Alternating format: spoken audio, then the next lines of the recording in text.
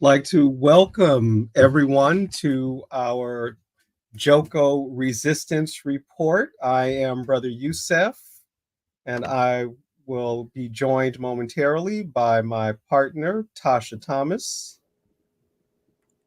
There's Tasha. And hello, greetings, everyone and anyone who is joining us tonight. We are so glad to be joining you and saying hello and having another opportunity to sit down with uh, uh, another soul fighter from the community, um, a everyday walking the walk freedom fighter. Um, for the struggles of Black people, for the struggles of humanity, which is the vision and the concept for resistance reports, for the Joko resistance reports, and we go forward. Yes. Before we go much further, though, we always start by acknowledging that the work we do as the Joko Collective, we know we do it on the unceded lands of the Tongva people of what is now called the Los Angeles Basin. And I just like to also throw in the unceded lands of the Chumash people a little bit further north on the coast, Malibu, Ventura, Santa Barbara. That the United States is a settler colonial state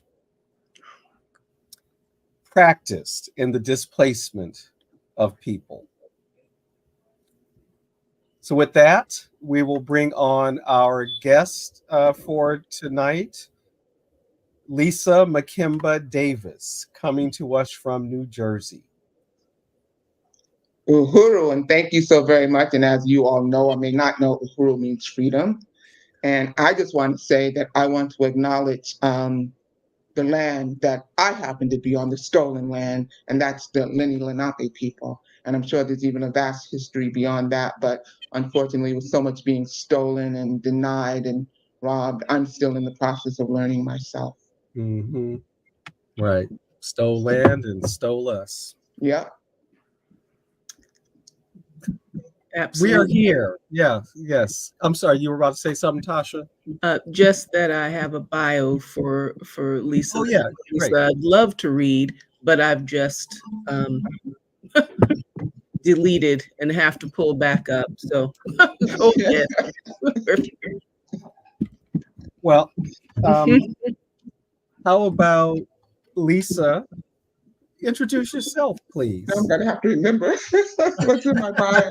Um, First of all, I am so appreciative to be here, and I'm so appreciative of my comrades that I have met in this movement because I couldn't do the work without you all. I really couldn't. And I'm appreciative of the Black is Back Coalition, the Uhuru movement, and again, all of the comrades that I have met along the way who have been on the front line.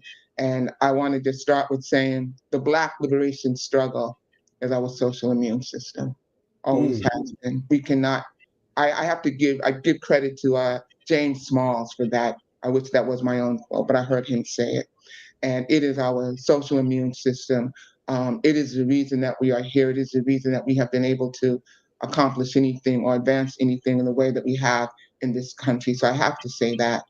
And I've been a longtime community activist.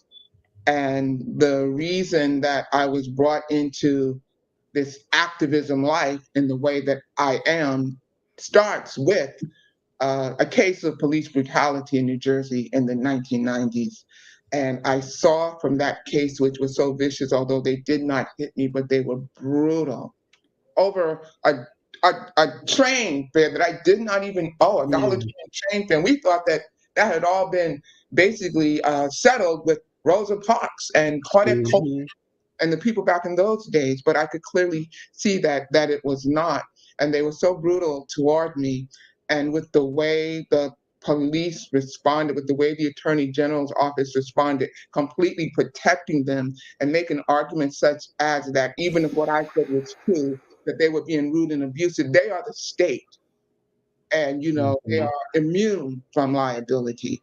And when I saw so much that came up through that particular case, and prior to that, I had just graduated college, and my thinking was, well, the color is green. I did my part. I was involved in the anti-apartheid movement and the Black Student Alliance on campus. And my thinking was, I had just graduated. I'm going to focus on my career now. And I soon learned that that was not the way to think at all, that I was sadly misguided.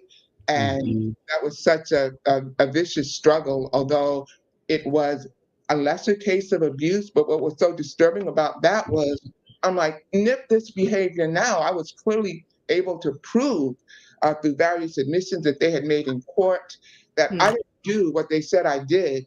And one officer admitted in writing to calling me an effing liar, although they said the full word, a thief and a mental case. And the Attorney General's office, the Attorney General of that time in the state of New Jersey, Deborah Porridge, argued that there's nothing unconstitutional with anybody who works for the state writing on false police reports or even calling somebody nigga. I'm just going to say that word because people need to get the full impact of that word Yeah. sometimes. Yes. In writing, court Mhm. in writing for me. And coming from a state official. Yes, the Attorney General's office of the state of Mhm. New Jersey.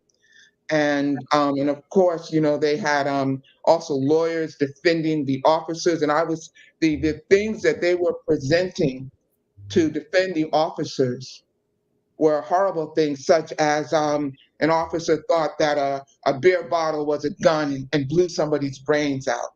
And then one of the most alarming things that I saw, and this was, like I said, in the 90s, from that I saw was a ruling, and I don't even remember what I don't even know what all of the case had involved, but the Essex County Coroner's Office, and the incident happened to me in Essex County, but the Essex County Coroner's Office had ruled that the cause of death for someone was pneumonia.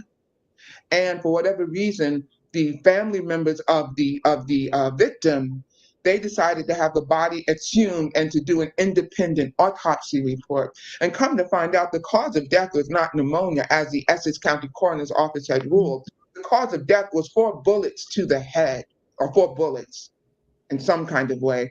And Mm. the state of New Jersey ruled in that particular case that they were showing me that no one who works for the state is liable for any false information put in Mhm. of their report. So you couldn't touch Mhm. Essex County Coroner's Office.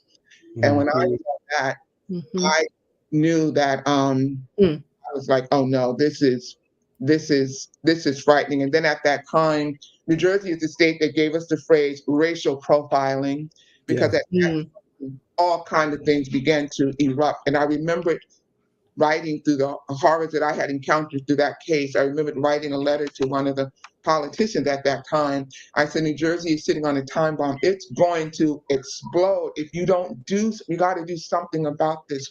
But at that time, I was still disconnected from the movement and all of that kind of stuff, and slowly finding my way to the importance of being connected.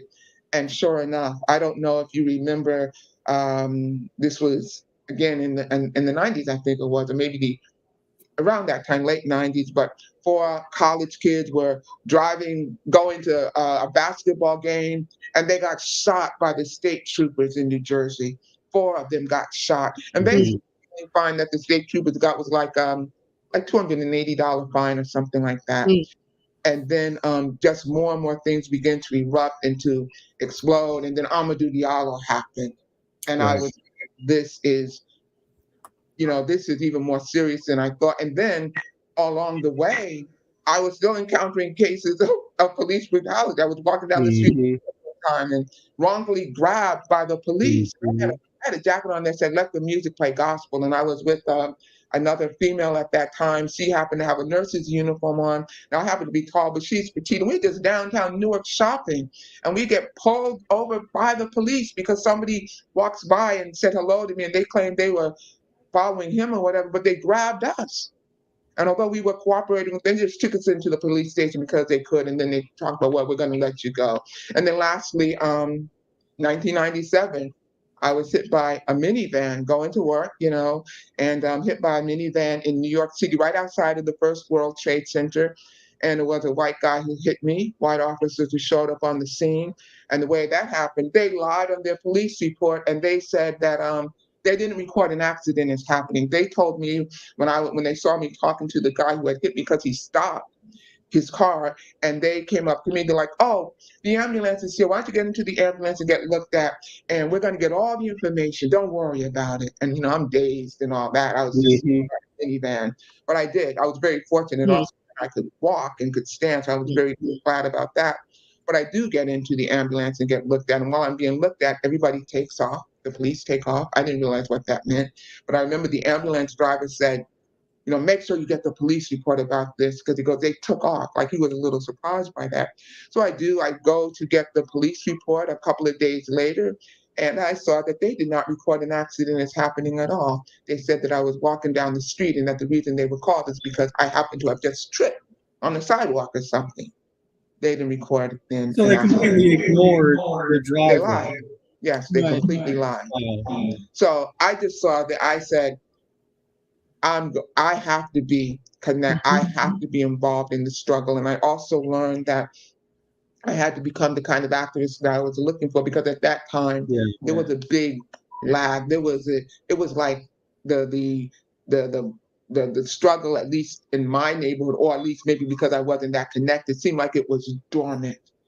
And I said, I have to Mhm. become the kind of activist I'm looking for. Mm, And unfortunately, my fears were all actualized, because I saw them Mhm. doing exactly what I feared they were going to do. And then Abner Louima happened in New York City, and mhm, then Amadou Diallo, and then all the thing we kept hearing about more and more. And I realized that we had to be connected. And then I did, that was like the clarion call for the movement to become revived again. And so, and I saw the need to constantly be out there, Mhm. letting our Mhm. people know that we are there and that they're not So, alone. you know, what's delightful, Makemba, is that even though we started with saying, "Oh, I deleted your bio. We can't go through these formal steps the way we usually open." One of the things that we ask our resistance report guests to do is to explain you talk about their personal story of political awakening, and this is precisely right Oh, what you're doing. You're precisely, on oh, thank in you. the flow of, how we frame resistance reports, really getting to the heart of the resistor, Yeah. and what your original inspirations, and you have so um, such beautiful storytelling, really, such Oh, an thank you. elegant line and a clear line of um, of inspirations and motivations, and um, just such a clear trajectory. Oh, well, thank you. And I learned through all of that justice is the Black liberation struggle for us. Justice for us are the Mm, streets. Justice for us, our people, because we will get nothing in mm, that court system. Yes. mm, mm, mm. And these were events happening in the 90s. Mm-hmm. Um, I'm trying did to you think. join organization in the any particular organization in the 90s or early 2000s? Or what happened was when Amadou Diallo was blown away, what was it, 42 bullets, I think? Yep. Mhm. So amazing. There has been people shot with even more bullets since that Yes, time. if you can believe that. Yes. Right. Yes, Amadou Diallo, and somebody had called for a meeting in Newark, New Jersey, who was Lawrence Ham of the People's Organization for Mhm. Progress. And I'm not even sure if the People's Organization for Progress was. It seemed like they would have some ebbs and flows. So I don't even remember if he called the meeting as the People's Organization for Progress, but he's like, we got to meet, we got to do something. And a Mhm. whole crowd of people showed up, and I stayed. I was like, I just knew that the work that had to be done based on my own Mhm. experiences. And then they kept having meetings. We kept organizing and being out there on the street. And I'm going to say this much, that I've heard people many times talk about, well, protests, they don't really, are they really effective? And they get tired of going to protests and stuff like that. Protest, of course, is not an end in and of itself. Right. But it is so necessary because protest is our call to the community and Right. gives us the chance to gather and for people to see us and people to make connections. Yes. Will never forget when we started doing that. Because, like I said, as far as I know, it had been dormant for a moment. And it could also reflect that I just wasn't as involved as I should have been. But I will Mm-hmm. never forget seeing young people as they would see us take the streets. I mean, we have the new Black Panther Party that was doing it, the People's Organization for Progress, just anybody take the streets. And Mm-hmm. I saw these young kids, they were so excited. One of them started doing flips because he was so excited to see that going Hmm. on. And then I remember Yeah. women or people would be coming up and saying, "Oh my Hmm. God, I'm so glad to see this. Let me tell you what happened to me." And Hmm. one, Mm-hmm. and I'll never forget, she relayed how she was pulled over by the police and they slapped her in the face. Hmm. And she's like, "I'm so glad to see this, that you are out here." So I'm always going to go to protests. But again, we know that they're not an end in and of themselves, but it gives people a chance to connect, to meet each other, to find out who else is experiencing this. And it's better to do that than to not do this. So you will always want to do that, at least as a beginning, as a start, as your base foundation, because it's so Right. important to do that. Right. Mm-hmm. Okay. Mm-hmm. So you And were. Oh, I'm sorry. Go ahead, Tasha. no, go ahead and follow up because I'm Well, actually wanted to ask her about something something else, else. Yeah. another of her involvements. Go So it ahead. is a little bit Mhm. of a follow up and a very little one. So you were with the People's Organization for Progress still when the Black is Back coalition was founded. Yeah, that's how I met the chairman. Right. He had come to a POP meeting. And I will say this about the People's Organization for Progress, although I'm not still with that organization. But in terms of the issues and what's going on, I'm always going to be supportive of that. Mm-hmm. One of the things about the People's Organization for Progress that I'm so appreciative of is that they would be having these meetings every week. And Mm-hmm. they would be inviting people to these meetings. They would also be taking actions and stuff like that. And we'd be doing a lot of organizing and taking to the street and challenging various, the system and the state. But they would be having meetings and people would be coming, powerful speakers would be coming to these meetings almost every week, or if not Mm-hmm. every week, once a month. But they came with regularity. And I was able to get such an education that way because that's when I learned the truth about the Central Park Five. I learned the Mm-hmm. truth there from the People's Organization for Progress. I had taken a, I had erred so deeply, I had erred so much before that incident happened to me because when I first heard of the press and they would talk about the Central Park Five, and I was like, well, they Mhm. said they did it because I could not see that the press could lie. I could believe that the police could lie, Mm-hmm. but I could see that the press could Mhm. lie. Yeah, I'm Mm-hmm. gonna, Mm. I'm gonna take that because I Right. want people to learn from my ignorance, Mm-hmm. learn from my Mhm. stupidity. So that's why I readily admit that. But anyway, when the People's Organization for Progress, when they had Michael Tariq Warren, one of the attorneys that was, working with the case of the Central Park Five, that's when I had the chance to really hear the full truth. And I'm going to say the truth. I didn't hear nothing resembling the truth before. And that's when I realized that I had made an error. But I'm so glad that I learned the truth before Marcus Reyes confessed. Yeah. So yeah, I learned the truth long before then. I remember I said to myself, I got to make some corrections. I got to make some corrections in Right. some kind of way because I contributed in some way at all that I would contribute it to even the ethos, the environment, the Mm-hmm. motives that Mm-hmm. out into the environment that Mhm. led to any of their suffering or Yeah. convictions. I said, no, I gotta change that. And I'm also glad to say that I've been able to since then meet some of them and get to know Mm. one of the mothers and show them support in whatever Yeah. way that I could. Like I did a 20-mile walk. I mean, not a 20-mile walk. I did a march for justice for the wrongfully incarcerated, um, from Manhattan to Buffalo, New York.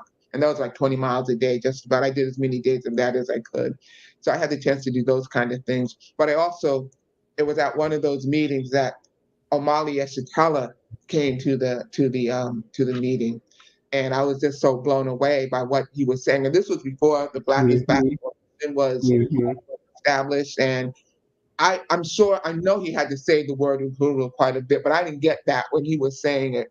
What I got was the way that he was telling this true history of Europe, because you all always hear that Europe started with kings and queens, and by the time he went into what he was saying and talking about the truth and colonialism and how Europe was being devastated and ravished by disease and all this kind of stuff, and how, they had lost a large percentage of their population. And then lo and behold, they discovered that there's this other area that is so bountiful with all these resources located on the continent with all these dark skinned people on it, which was, the continent of Africa. And they're like, we want that. Of course, he said it much more intelligently and scholarly than I just did. But I could just feel psychologically the change breaking in my head. I'm like, that's right, that's right. I could just feel them popping in my head. And so at some point after that, I would see that the Black is Back Coalition, which was also co-founded by Glenn Ford, and I was reading the Black Agenda Report all the Mhm. and whatever the Black Agenda Report said, I'm like, I'm going to do.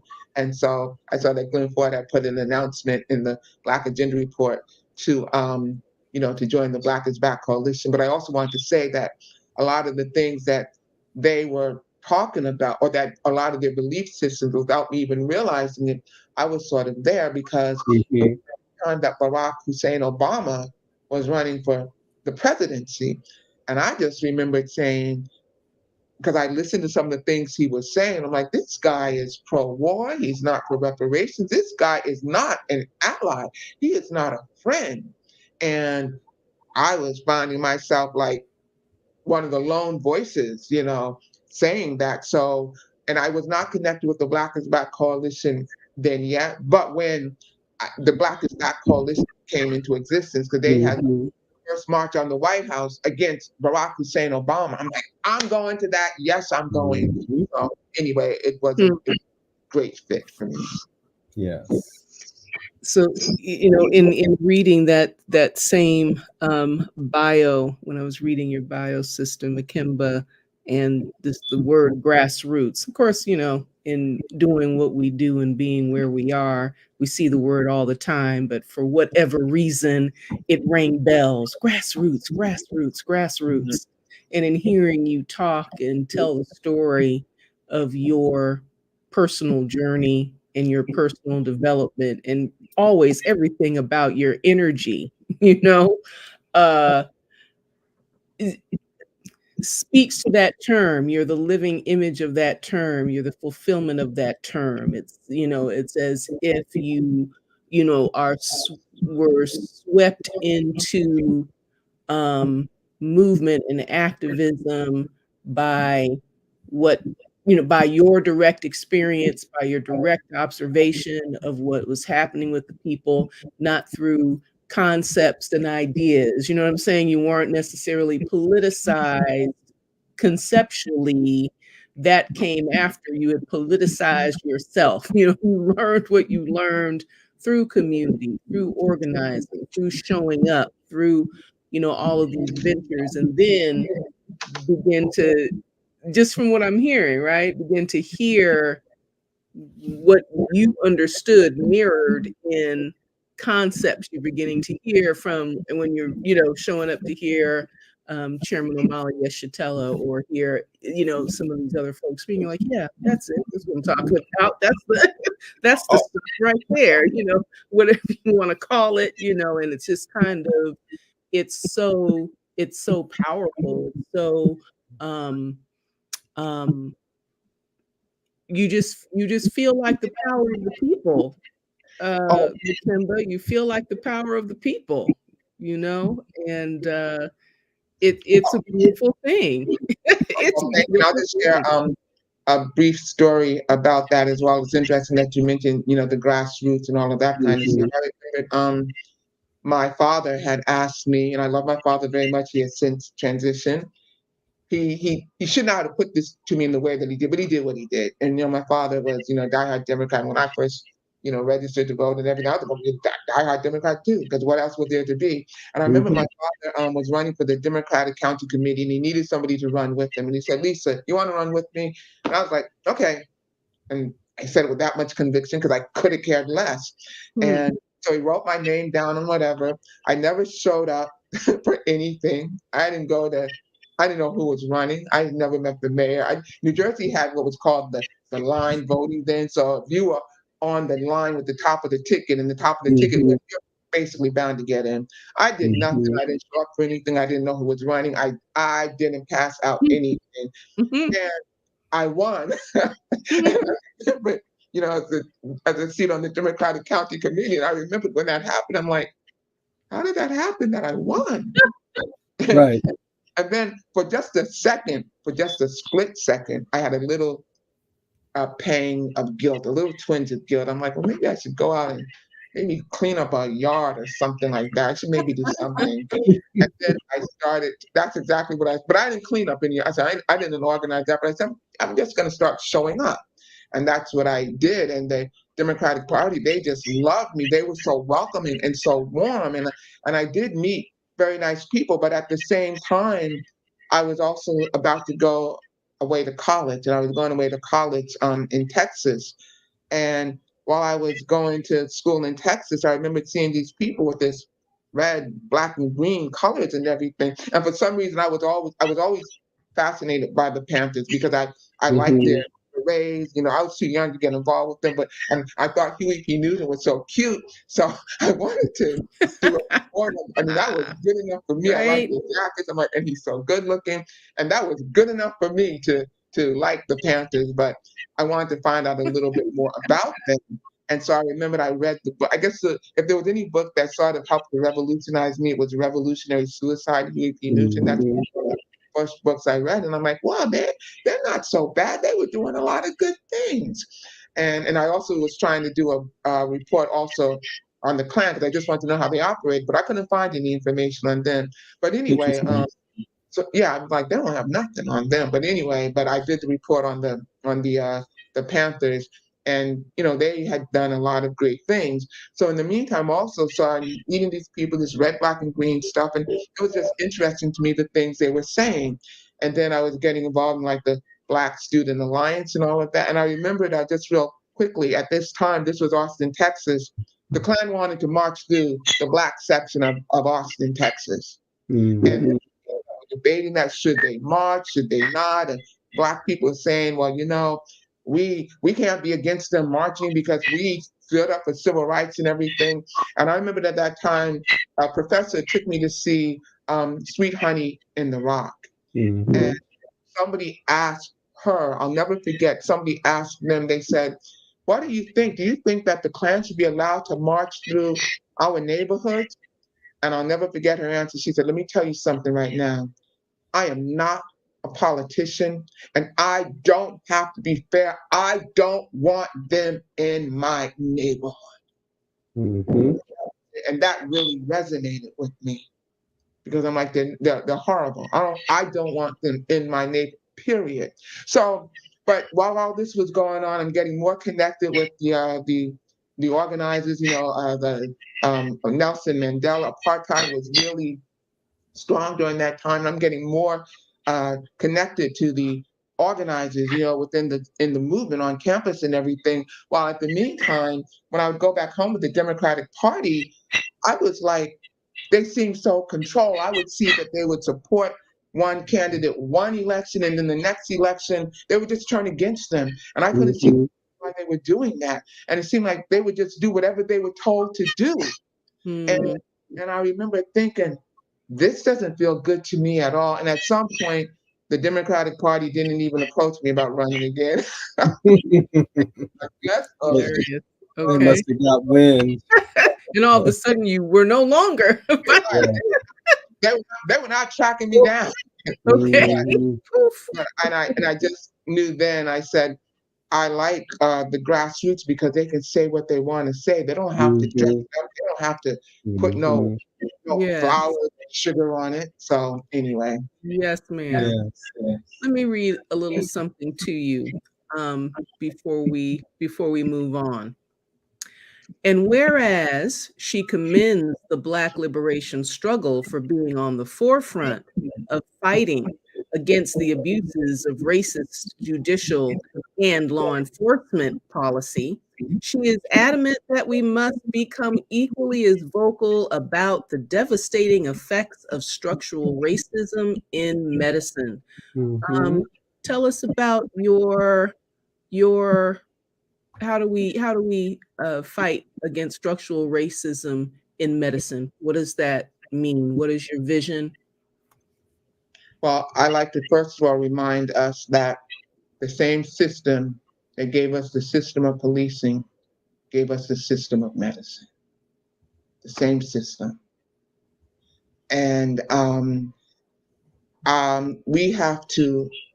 It's also my personal belief that the medical system, and okay, you do have people in that system who are sincere and who might be trying to do the right thing and all of that kind of stuff, but still, if their premise is built based on a faulty premise, the results are going to be exactly what we're seeing. Even if they do try to do the right thing. And like I said, you do have some who are sincere, but I personally feel that the medical profession has more bodies on them than the police, and that is something that is hard to prove.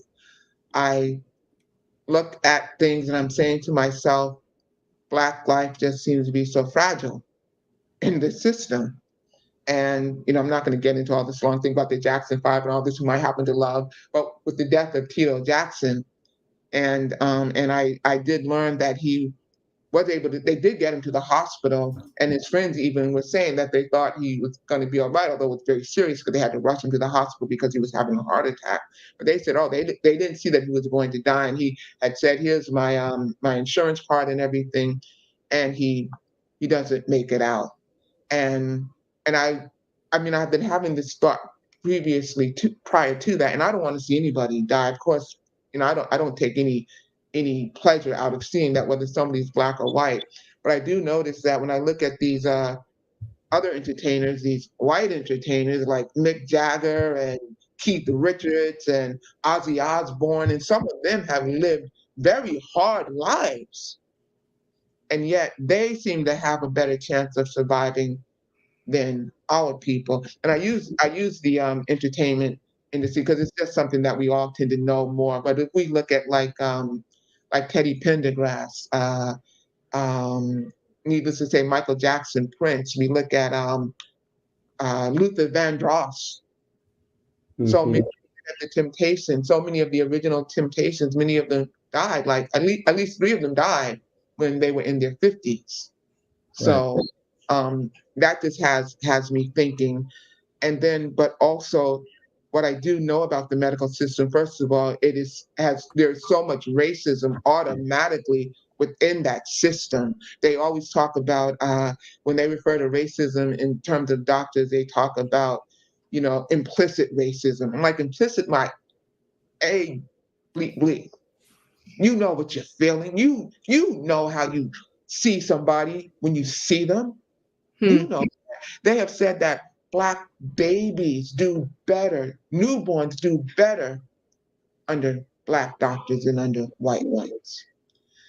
And so there's that aspect of it, but also there's the aspect of colonization and how everything about our people, everything about us was stolen, but it wasn't just stolen. We were made to hate ourselves. And one of the things, in terms of learning about like traditional African medicines and healing systems, like when we do talk about the revolutionaries, during our times and stuff like that, and during the times of enslavement, we tend not to talk about those who were the healers, those who knew the herbs and all of that. We need to start talking about them and praising them too, like Mackendal, because many times when you had on a plantation, you had someone who knew about the herbs and who knew about the healing process and the natural healing modalities, they did a tremendous service for enslaved Africans because they prevented them from being experimented on. And many times their modalities worked.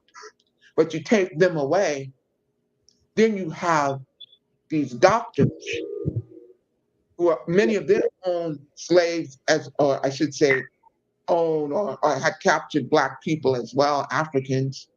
And then we hear about the experimentation that was done, that is still being done. And much of what the medical profession did was they honored the people who did all these experiments on us, like Marion Sims. You know, he was like considered the father of modern day gynecology. If you look at, and these names are escaping me, but like the ones who was considered the father of psychology, these people had extremely brutally racist past. And yet the medical profession honored them, but even more so with the knowledge, with them controlling the knowledge. Colonialism is not just about stealing our souls and all of that, but it also is about who has the power to say what is true and what isn't. Who has the power to say what is science and what is not. And they basically, and when they go into the continent of Africa, not just the continent of Africa, but even when we look at the land that we're on, you know, we walk outside, we walk on lawns. Oh, we got to mow our lawn. But there are things that grow. You know, there's medicine in these lawns. You know, the indigenous people had a completely different relationship to existence. And so on the continent of Africa, when they go into the continent of Africa, they're not just stealing bodies, they're not just stealing like gold and iron and all these other minerals, but they are also stealing knowledge. And they are stealing plants.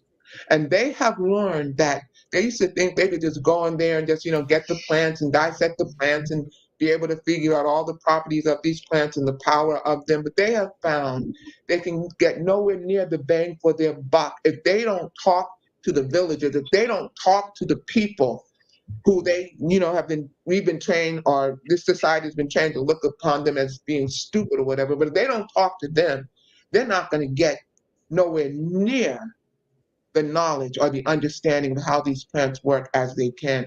And if you look at, there's one site called PubMed, and every time I hear about any kind of herb or anything like that, like during COVID, I was able to do a lot of research, and I would always want to hear what they were doing in China, what they were doing in Africa. By the way, the continent of Africa had the best stats, bar none in the world. They had the best stats. Period. The United States and the Western world had some of the worst, and the continent of Asia came in at a close second.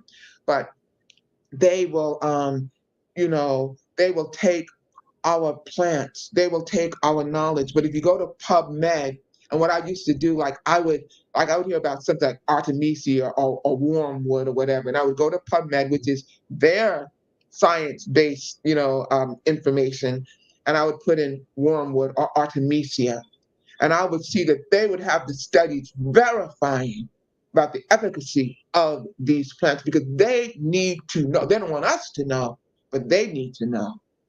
And not just about these various plants, but about various spices and stuff like that. And I just learned at a very early age that I learned about like energy medicine and all of that and the power of nutrition. And I'm like, no, their system is off. We need to return to who we are. We need to return to where we came from. That is. So one of the main reasons we have you here is to talk about, you know, what's going on in the moment. And you know, I see you're wearing your kafia on your shoulder, right, in solidarity. Yes. And I know you're facing some legal challenges because of supporting pro-Palestine demonstrators. Mm-hmm. So can you tell us what's going on, right, and how long you've been dealing with it? You know, when the incident first happened, you know, what it was, and how you've been dealing with it since. Okay, well, this happened March 31st of this year, 2024, which happened to be the date that happened to fall on Easter. I just remember that because I was talking about Easter as I was doing my live thing. But Hmm. I want to also give a shout out to SOMA, which stands for South Orange Maplewood, South Orange and Maplewood. There are two separate towns, but they share certain things, and they're known as SOMA and all of that. They border each other, and I we're talking about the suburbs here, and I was so very glad to see that. Excuse me, suburb of what major city? Well, South Orange is like a suburban town, so it happened in South Orange, but it Okay, borders Newark, right? It New. borders Okay, Orange, Newark is the closest big right, city. right, Okay. in Essex, like Essex County. So it's a majority white area, but it borders these very majority black towns. It's really crazy the way that happens in that area because you can be walking down the street and like Orange, which is a predominantly black area, is like minutes away from South Orange. They border each other. And when you are walking through those towns, you can literally just cross the street or just step over Hmm. an invisible line and you'll be in Orange. There's no Hmm. highway separating them, but you will know immediately as soon Mm, as you cross that invisible border that you are in the black neighborhood. Literally, it's like Hmm. an invisible shield that separates mm, you. You mm, know, you know immediately when you're in the black neighborhood as opposed to the white neighborhood. So, so this is in the suburbs, and I was so proud to see that this community had decided that they were going to be having these weekly vigils almost as soon as October 7th happened. I think they began them mm, in November. And the town Hmm. that I happen to live in, one of the oranges is next to that. And I felt it was very important to show support because these towns have been vicious to them. They have Hmm. refused to pass ceasefire resolution. Not even Newark, New Jersey has passed the ceasefire resolution. Hmm. I think maybe East Orange is the only town in this area that did in mm, Essex County. So I thought it was very, very important to go to as many of these vigils as I could, but especially in the suburbs because it's so important to change the dynamic in the suburbs, to change the Hmm. narrative. And so these, people have been having these vigils and I don't organize them and I'm glad I don't organize them. I'm glad that I can just go to something and attend it, Hmm. that's it.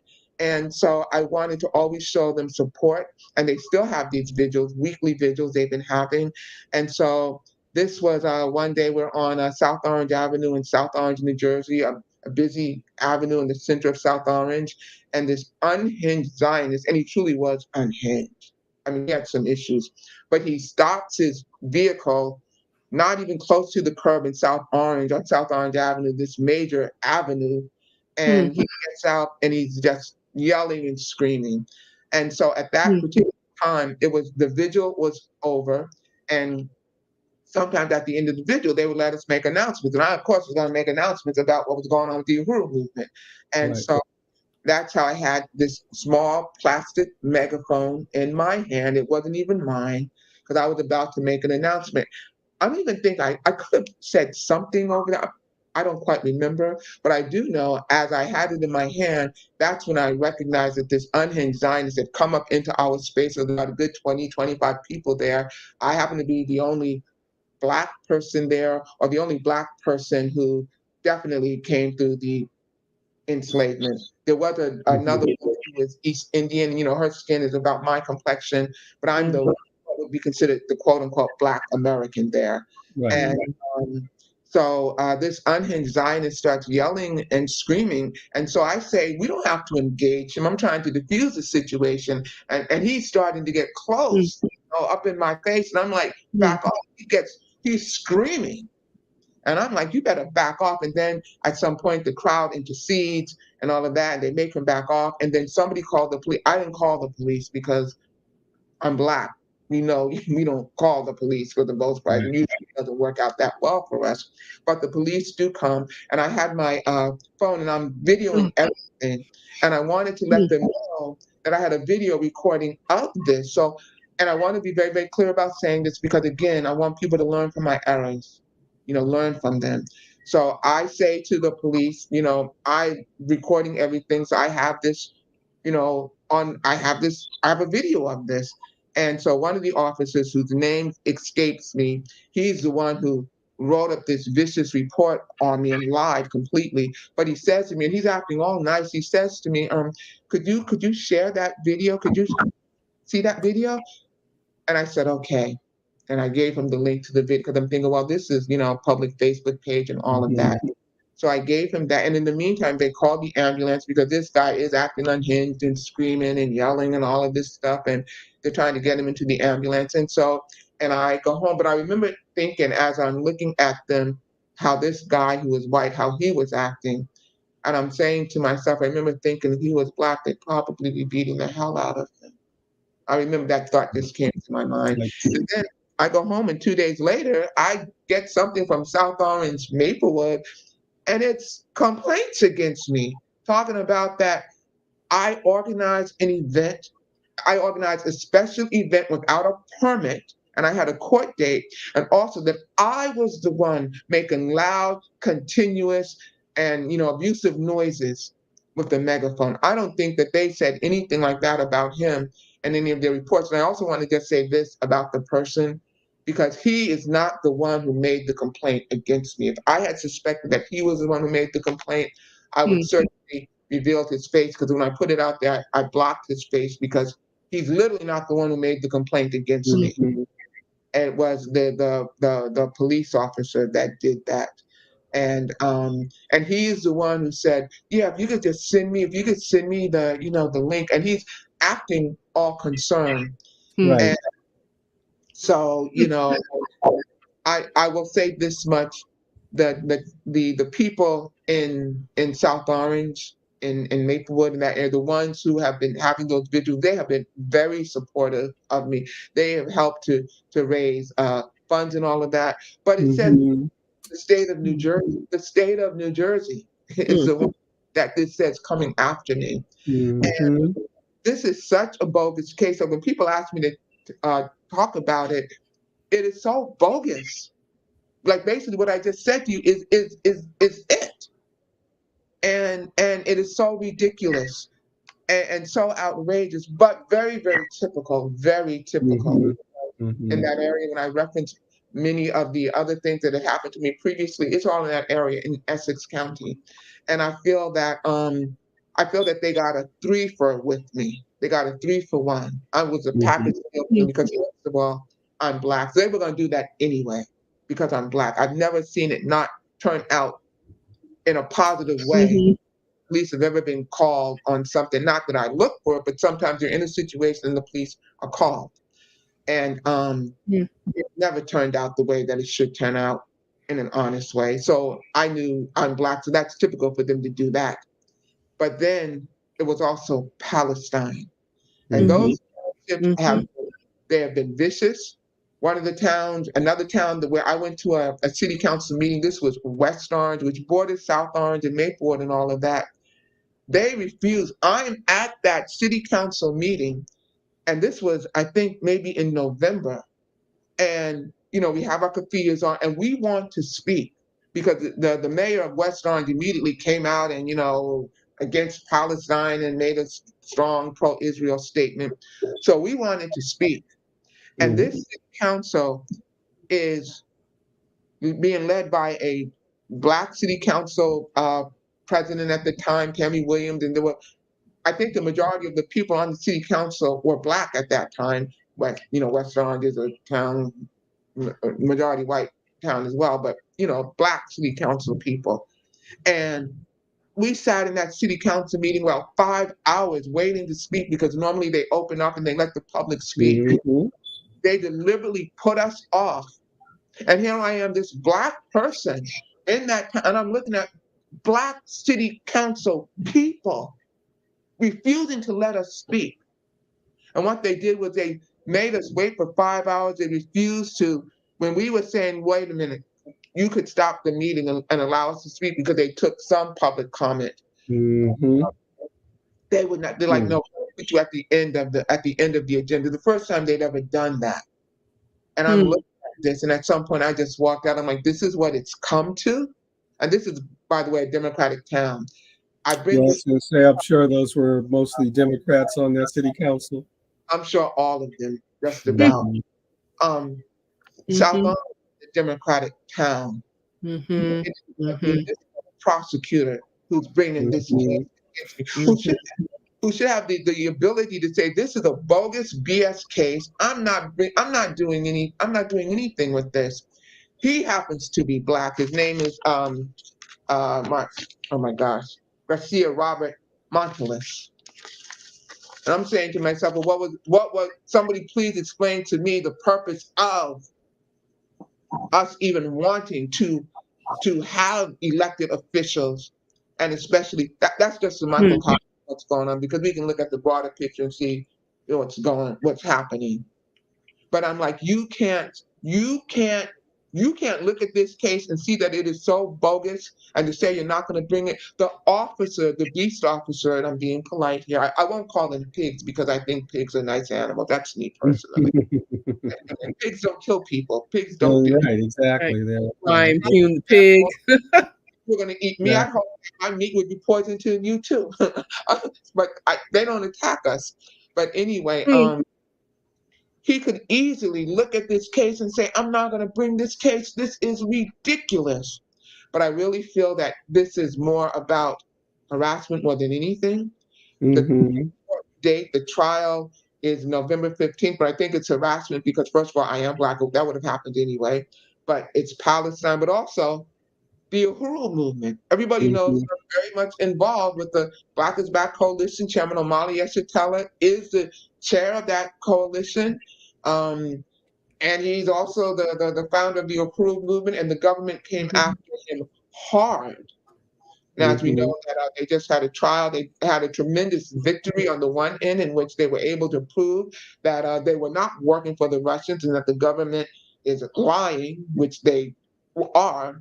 But they also have they have they were wrong. It was a very confusing verdict, a split Right. verdict, because The they wrong, got wrong conviction, wrongly right, convicted. wrongly convicted of conspiracy. But anyway, I do feel that that has something to do with the reason why they just seem to just want to come at me no matter what. But my thing is let them come. Mm-hmm. Just exposes them even more. It exposes them even more. So and I'm gonna fight, and I really want them to prove. Somebody asked me if they were to say if they were to drop the charges, which they have not made that offer at all. And would I accept that? I'm like, I would not accept anything if it means I couldn't talk about this case. And really, I want them to. Mm-hmm. I want to see their evidence. He Mm-hmm. pulled it out of his ass, and I'm saying this directly because I know that they watch my lives and the stuff that I post. I know they do that. He literally pulled it out of his ass, literally. And in his report, he says in his report that you don't need a permit to march in South Orange. But yet he says the one who wrote up the complaint. Oh, I wish I could remember his name. Um, but he says that you don't need a permit to march in South Orange. But yet he's getting me on. I didn't have a special permit. Yeah, okay, so I'm trying to, yeah, so you don't need a permit Mm-hmm. To in march South Orange to march. in Mm-hmm. South Orange. I'm assuming that That this is that's what That's they're what going the to you're do. charge. being accused of. For a Um, special permit, I'm accused of organizing an event without a special, without a special permit, organizing a special event without a permit. even Oh. So though you weren't an organizer of the event at all. not in the least. Uh-huh. Never. Uh-huh. They've been having them every week. I just go when I Right. can. Mhm. So, Right. so I'm thinking because he said to march in South Orange, that's when you're moving and all that. But because we Mhm. had stopped moving, he's probably going to call that a special event. Mhm. But still, he's getting it out of his ass, Yeah, literally. clearly. How has Right. that progressed? At what stage is that now? And Well, I was sup- we were sup- I was supposed to go to trial on in August. So I get there, and a lot of people turned out. There was about a good that courtroom was full, and I'm assuming they're not used to that. And the judge was very snarky about it because he made some kind of comment like, "I don't want there to be any trouble." And I will say this, my attorney Joe Fortunato, he's like, "Wait a minute, I object to that. Why are you going to characterize? Why are you looking at this crowd and saying that there's going to be trouble?" And the crowd was predominantly white. So, the people in South Orange and who organized this vigil, they've been very supportive. And so, they do their lawyer thing or whatever, all this Mm-hmm. talking and all this kind of stuff, and then they're like, "Well, we're Hmm. gonna postpone it." And I Hmm. just see that as really Hmm. just abusing the system, because Mm-hmm. I shouldn't even have to come at all. And Stringing you along. right, prior to that, they had a virtual hearing or whatever. And one of the things that I have noticed in these towns is that, or when I go to court, I should say, South Orange predominantly white or majority white, but yet most of the people who were on that virtual hearing were black and brown, or black and Latino.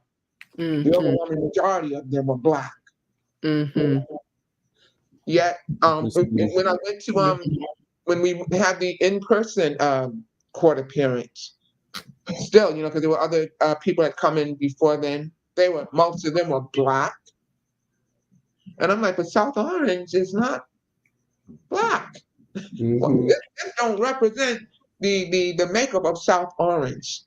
And also, but I will see this no matter where I go. But yeah, when I was in Trenton, New Jersey, it's supporting somebody whose son was going through something, and her son is black. The jury was white. I'm like, so we have a situation, and I've heard other people comment on this. Anytime you go into probably any place in the court, the defendants are probably going to be black or brown, and the jury is going to be predominantly white or white skinned, looking like that. So, but the next trial is going to be November 15th. So we're going to see how that's going to go. But I'm just going to continue to talk about this and expose this. But there's another Mm-hmm. aspect of this that I want to really bring up, because Hmm. we know more, like, if we are the suspect. Mm-hmm. The police come up to us, we know to say, "I'm not talking to you unless I have an attorney," or whatever. But what do we Hmm. do when somebody has been the aggressor toward us and the police come? How do we Hmm. act then? And I'm going to say this because there have been some cases, some of them have been, well known, getting a lot of attention. And this just should help inform us in terms of how we need to be responding. Because what I want people to show with my case is that we can never trust them, and especially if the perpetrator is white, because they have the ability to say what did and did not happen. They have the ability while they're on the scene to eliminate evidence. Mm-hmm. They really do have that ability to do that. And if we have to rely on them to tell the truth, the likelihood that that is going to happen is going to be nil. I remember this case of the young woman, Carly, was it Carly Russell or something? But she had said that she was kidnapped, was missing for 2 days. You all might remember that. And the police said, I think this was in Alabama or whatever, and the police said, "Oh no, we could find nothing." She said she saw a baby on the side of the road. She stopped the car, and then Remember she, that? Yeah. right, she disappears for 2 days. She literally disappears for 2 days. Mm-hmm. They have never been able to say where she was. And I Hmm. remember when I was hearing that, and the police was saying, "Oh no, there's no evidence of this, there's no evidence of that."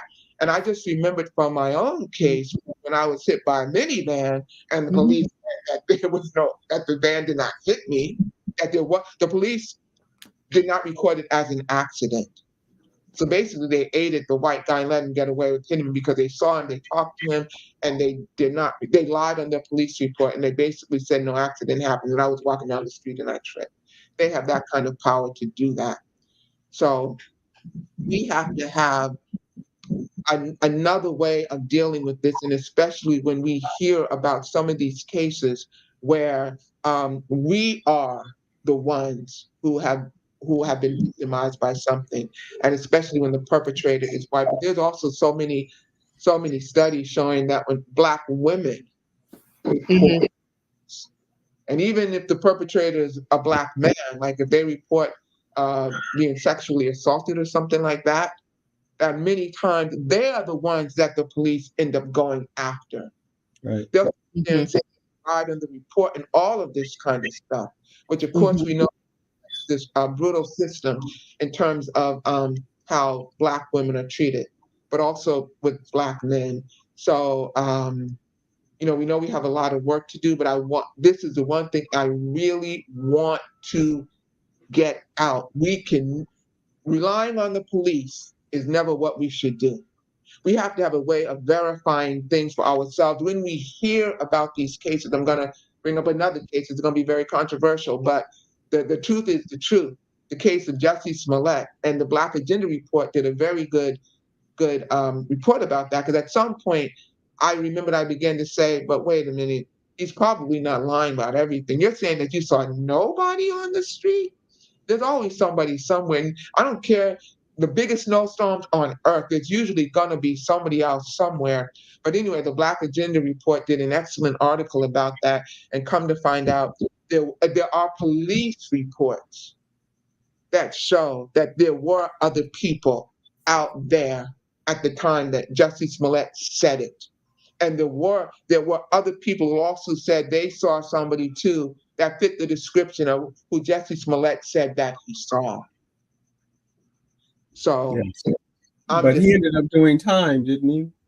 I'm not exactly sure what happened with that. I know I'm not exactly sure. And I don't this is the one that involved the two Nigerian brothers. right. Yeah, Mhm. right. That and there seemed to be a concerted effort to make Jesse Smollett look like the problem. Exactly. And if you take two people who happen to be immigrants, because I'm sure they Mhm. citizens of the No United immigrants, States off yes, a plane and you take them immediately to the police station, you're going to have a pretty good chance of getting them to probably say what you want them to say. Because exactly.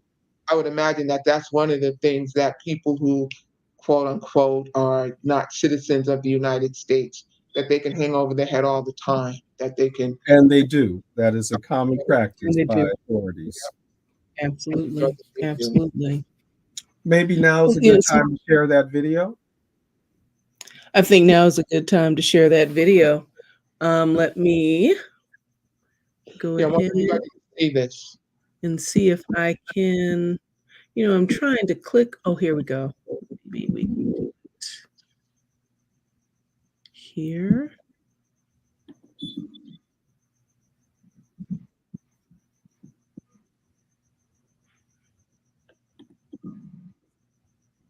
Give me a minute.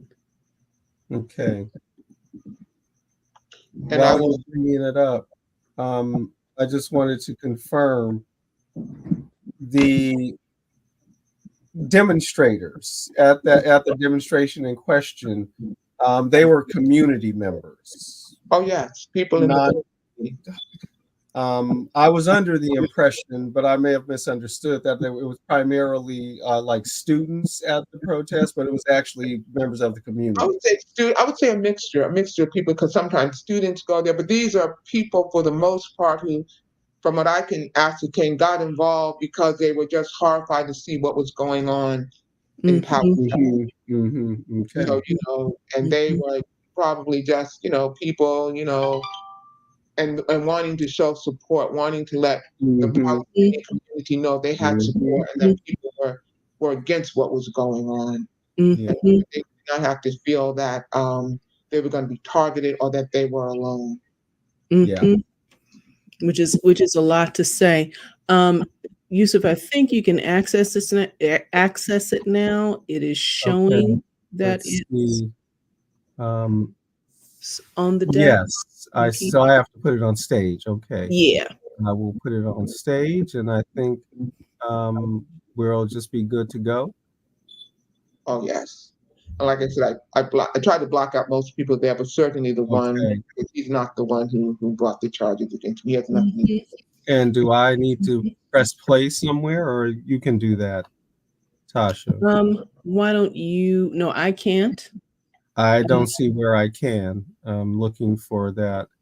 I mean, I see it shared, but I don't see a play button anywhere. See if you can See click if it. I do that. No, that doesn't work. Let's see. Try this again. Well, I'm clicking.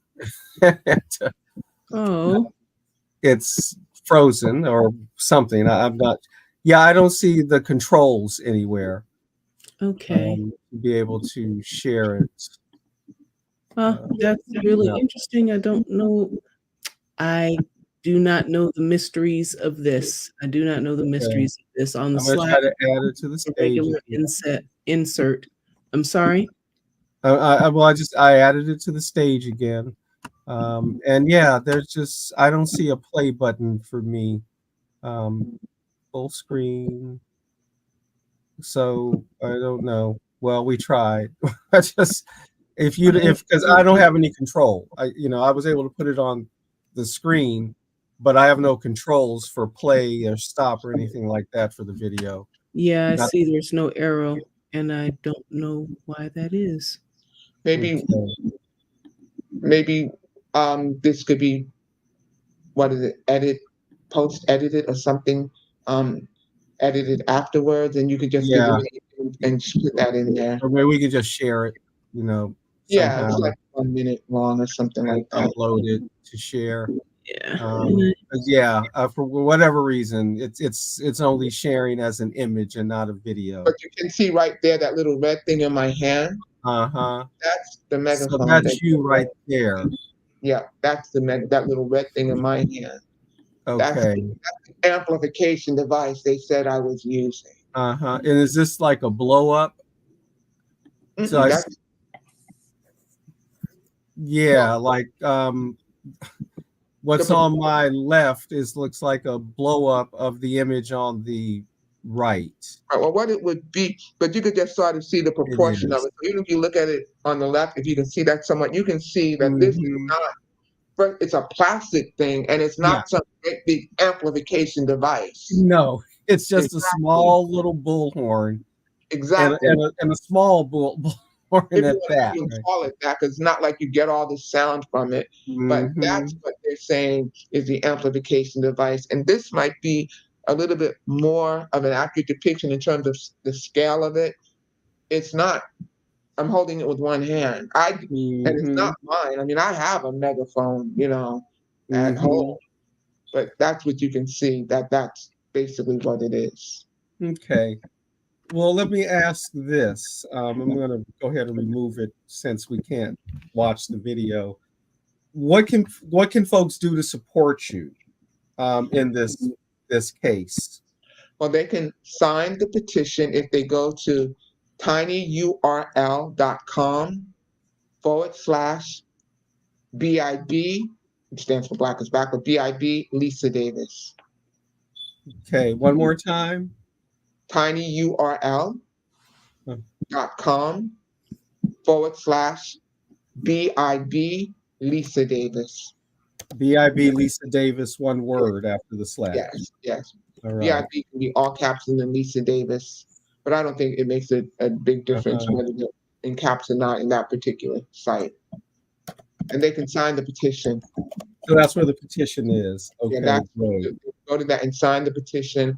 And we're going to be putting out more information. And you know, and yeah, do that. But the most important thing that I would love for our community to get out of this is that we have to organize. We have to be connected, Yeah. because that's one of the reasons why I said I'm gonna always be connected, because if they come at me again, which we can be assured that they, Hmm. I will have a community to go to. I won't be by myself, because I'm not going to get justice in this system. It's ridiculous Hmm. that the state of New Jersey is coming after me. And also, I just want to say this: there was something called the Force Report, and the Force Report, which was a report about the police brutality and the use of force that still goes on in the state of New Jersey, even after 20 years, which they were supposed to be cleaning all this up, but that it still goes on. But the force report shows that in South Orange, Black people are, the percentage is so high, at least 10 times more likely to be encounter use of force than people who are not Black or than white people. The number is an outrageous number, and if you go to the petition, you'll see a reference to that. At one point, I thought I saw one number because they have different sets of metrics, but one number was like 300 and something, 300 and something more times more likely to encounter force. And also, I say that about a couple of months afterwards, in Fort Lee, New Jersey, there was an Asian woman. Somebody had called, her family had called. In fact, I don't even think they called the police. I think they could have called EMT about their family member having, a mental health crisis issue. But the police came with them. The police ended up killing her. Now, when you're able to look at this video, you will see the way this man is acting. Mm-hmm. I mean, you have seen the video. You see he's yelling and screaming and flailing his hands, and that's even the way he's described in the police report. They try to get him into the ambulance. He ends up jumping out the ambulance and all of that, but just really acting very unhinged. They even describe him basically as having like a manic depressive episode or a psychotic episode. But that woman, and they said about the woman who was killed in Fort Lee, New Jersey, they said something like she had a knife in her hand or whatever. Her family said she didn't have that at all. These ghosts, they killed her. She happened to have been Asian. Tasha, did you get the tiny URL information? What I would like you to do, Makemba, is if you can repeat it, I'd like to just post it in the comment stream so anyone who's we can put looking it on we can put That's it exactly on why I'm asking. Yes. tiny URL. Just go ahead and repeat it for me. Yeah, tinyurl.com/BIB Lisa Davis. So really, all caps, lowercase, no matter. It doesn't really matter. But I think we can just put it exactly how I did it. So I think I did BIB all caps and then Lisa, capitalized first name, capitalized second name. But it should still work, even if you put it that way. Excellent. Yeah, it's likely to still work. Yeah, because this is tiny URL. Some of them don't work. They won't work depending on how they're capitalized, but this one does. But so we really have to be. We have to join organizations. We have to be connected. We have to be, because that's going to be our only security, and especially Black men too, but surely Black women, surely. And the organization that I'm with and that I know you all through is the Black is Back Coalition for Social Justice, Peace, and Reparations. Surely join that organization. Go to www.blackisbackcoalition.org. But this way of existence is not working for us. It is not working for us. And this operating system from which we operate from internally is not necessarily working for us either if we are not connected to the Black liberation struggle. Be connected. You want to make sure that you have people that you can call, get involved in your community. You are not alone. I can assure you right now, if I wasn't connected to the Black is Back Coalition, if I wasn't connected to the way that I have it, this would be much worse. You say a mouthful, Makemba, because even like when folks dealing with a situation like this, in full awareness of what you're dealing with as defined, as a repressive state mechanism, right? And consciously bringing these the energies to bear and consciously showing up in court and consciously making the, you know what I'm saying?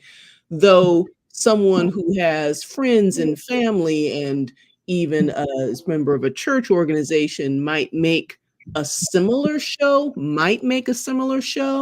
but we are all so much caught up without, without that consciousness in this same culture, in this kind of culture of isolation and nuclearization, where it's just me and my family and my individual problem and these kinds Mhm. of things. And so we aren't habituated, we're not in practice of looking at the big picture. We think everything is an individual issue.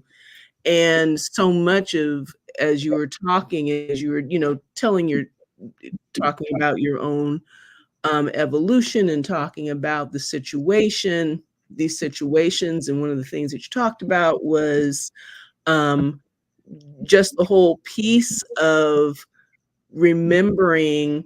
I remember when I thought this was the case, and the kind of eye-opening experiences finding out that this is actually the case. And you know what I'm saying, kind of just having the world open up in a different lens. Mm-hmm. And that you know that is such a big part of the problem, our lens, the lens that Yes.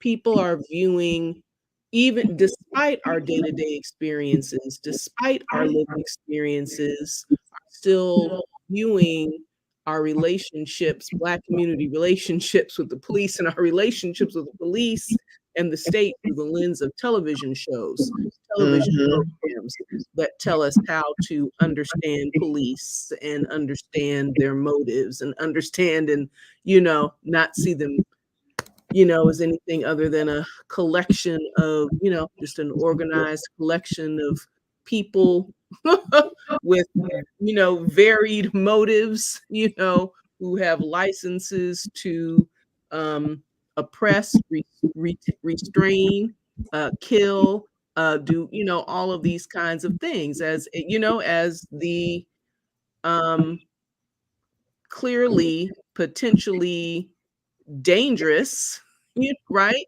As the loose cannon that they naturally are. You know what I'm saying? We in as members of American culture, we walk around with the knee-jerk expectation that that these officers of the law are, there to protect and serve. It takes some um, reconditioning and relearning, you Yeah. know, and cleansing. Not to mention our expectations. Like when you talk about all the people that are showing up for you in court, and the judge is looking out, looking out at this sea of middle class white people from the neighborhood, from these suburbs, showing up on your behalf to, you know what I'm saying, and whatnot.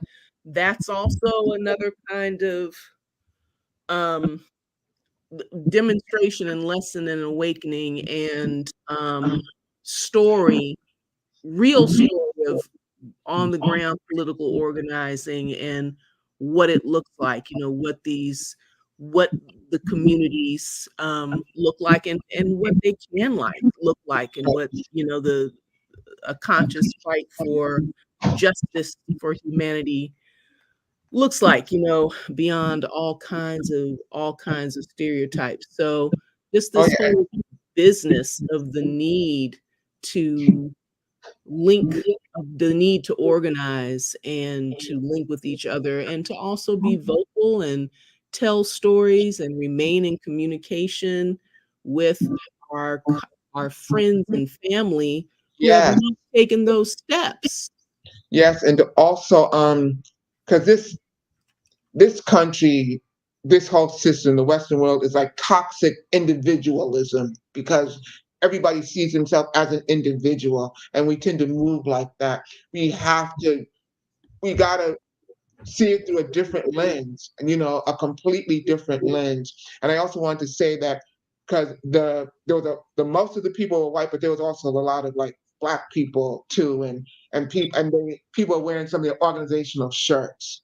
And I wanted it to be known. I just want it to be known because this is what I do want to be known from that first experience, that if you come for me, you are going to, there will be some hell raised, because there will be other organizations, there are other people that I'm also connected to.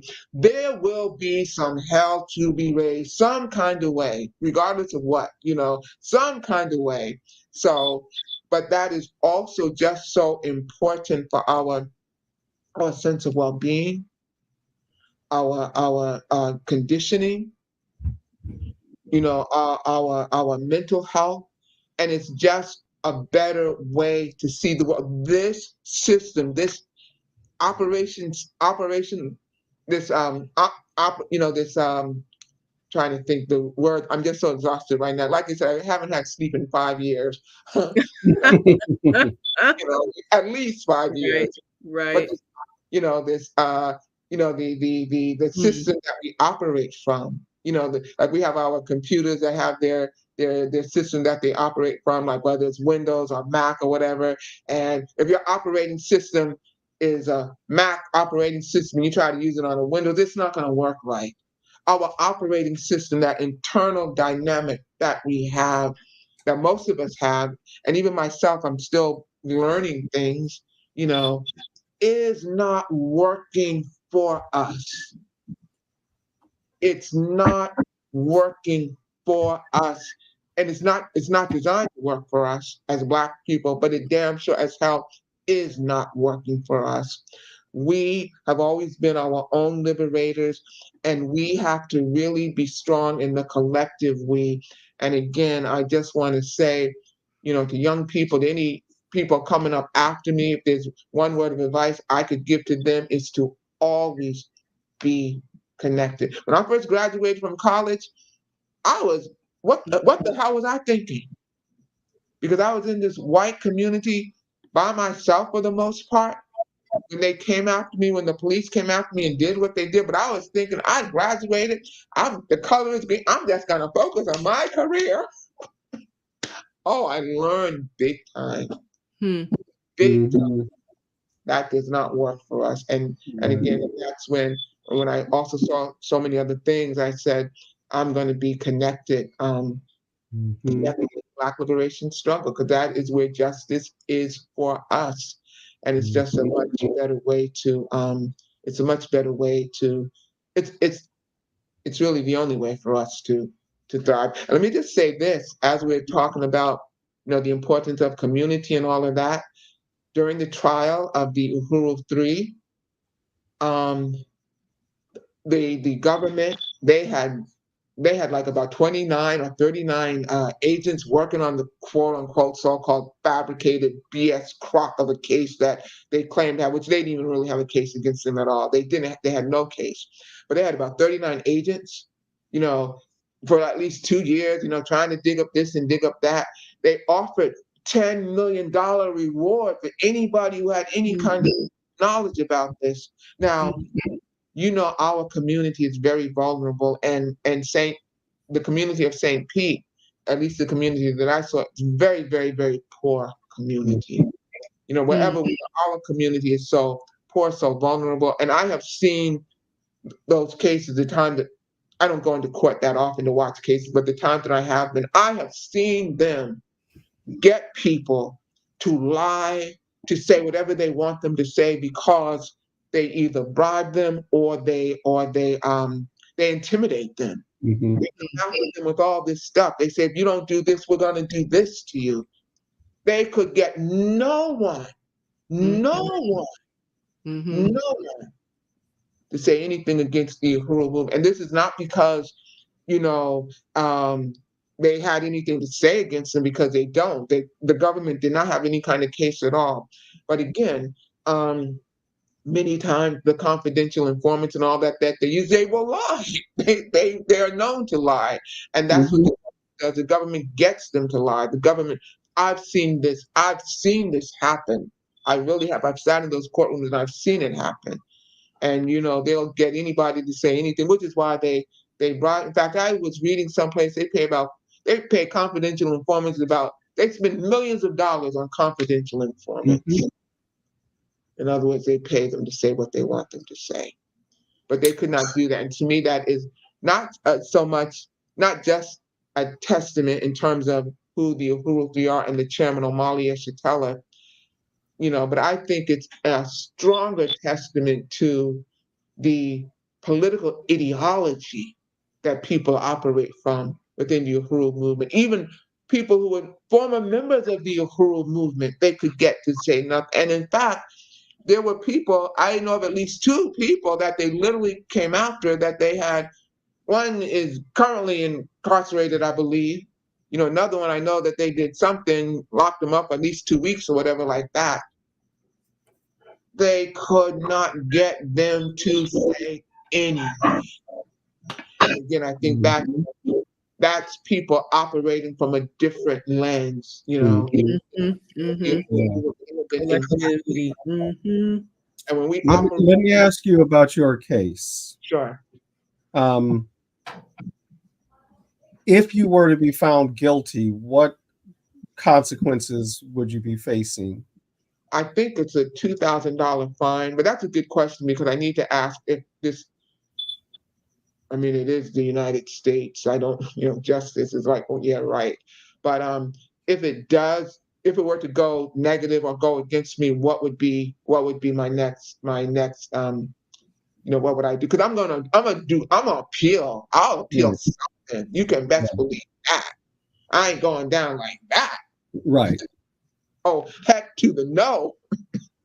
Hell to the no, as they say. But legally, exactly what could happen, I would definitely want to know about that. So a fine, they would fine you for sure, and probably try to do it in a way that makes it almost impossible to pay. But as of now, you don't know that you'd be looking at jail time. Oh no, it's just a fine, $2,000 fine. It's a fine. Well, that's enough though, because again, they use Yeah. fines as a way to, And that's a racket. They shake disrupt. us down. All them black people they had in the courts, all these fines and everything. Yeah. That's profit. Mm-hmm. Yeah. Another form of extraction. Yeah. Yeah. And intimidation and pressuring and yeah. Constant financial pressure. Yes. So yeah, we don't need that either. And we are coming upon we're at the halfway mark to the hour. Yes. But this has been an excellent conversation. We are at the halfway mark between 9:30 and 10.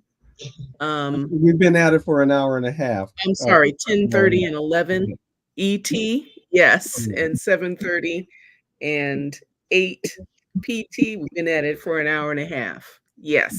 I just want to thank you both so much. I really do appreciate this. And again, I can't do this without the support of the people. I really can't do it without them. Right. And that's why it's so inspiring to hear how many people, came out from the community to support you. Right? Yes. And from that particular community too. That matters a great deal. And definitely that's definitely noticed by the state, right? That people and who showed up for you. That's noticed. Yeah. And this a smaller expression, as you said, this group has been consistent over time in doing what it does. Clearly it's not they don't have like a huge turnout, but they're persistent, they're consistent, they're doing their work in their communities, which is the thing that matters. And in suburbs, these kind of well-to-do suburbs. This is the and their consistency over time is the thing that matters, and their and the way that this is being modeled, this persistence is being modeled for the solidarity protests. Yep. And is really, really key. and although It's really, the really key. focus is Palestine, but they bring up the Congo, they bring up the Sudan, the Uhuru movement, because when we come, from the backgrounds that we come, this is the stuff we talk about and that we bring up. Mhm. And anti-colonialism, an anti-colonial struggle, and also they're getting an education in this Right. because many times, this is just speaking the truth. They don't see it Mhm. because it doesn't happen to them like that, but everybody sees this BS thing. And I was just there, and they see that they put this blame on Yeah, me. yeah.